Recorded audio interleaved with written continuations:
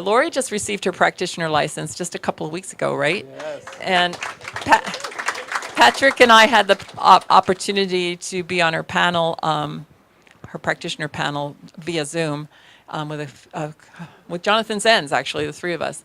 And I didn't even know you were becoming a practitioner, isn't that? So when you until then, so I know. So, but we wanted her to say a few words about what it means to her to be a practitioner, and then she's going to do a treatment for our center. So here we go. Thank you. I'm so grateful to be here today. 1 second. You're okay.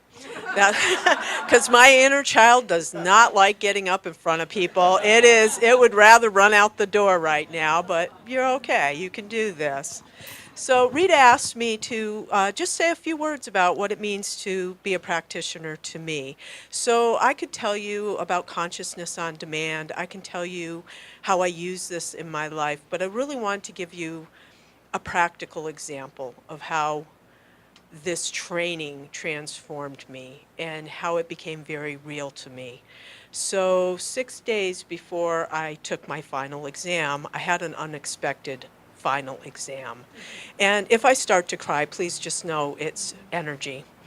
My mom was in the intensive care, and I got a call that she wasn't going to survive.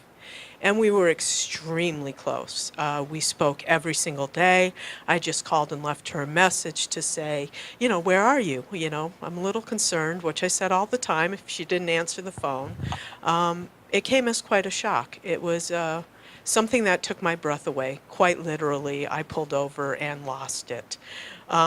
Hysterical, I guess you could say, would not be an understatement. But here's how being a practitioner showed up in that moment. I first called my husband to say, come get me. I can't drive. My next call was to my minister. I reached out. I need to start treating. Get everybody. Start treating. And not for her to survive, because they told me there was no chance of that. But just know the truth right here. And then I started asking myself questions.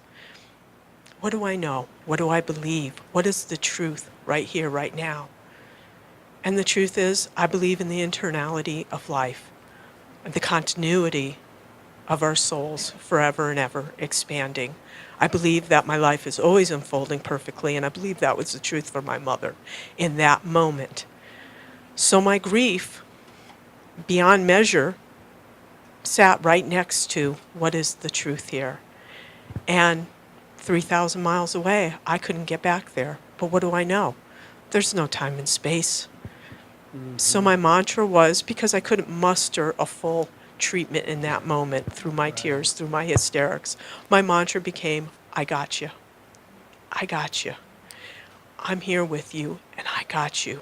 As you cross, I am here, and I got you. But it was also, I got you. I got my inner child, because I was losing my mom, the person who I've known my whole life, the person who I've been closest to my whole life. So I really had to sit with, how do I grieve and know the truth at the same time? And I'm here to tell you, it's possible. It really is. I'm still grieving every single day, but I know the truth, and I know that my mom's just fine. I'm sad, I'm heartbroken, but I'm also going to be just fine. It's the natural order of life, isn't it? And I'm not the first one to lose my mom, and I'm not even the only one in this room to lose my mom recently. I didn't know if I would do this or not, but I'd like to share something I wrote. I don't write poetry, but this is something I wrote the other morning sitting by the beach. And I think it really sums up, as a practitioner, how this showed up for me. A new day dawns, and I wake, and just for a moment, I forget you're gone. While I slept, the loss that was so deep faded away, until I wake and take that first breath, and slowly my heart sinks as the realization that you are gone comes once again with the dawn. For a moment I think I hear you as the first tear runs down my face. I can almost feel you.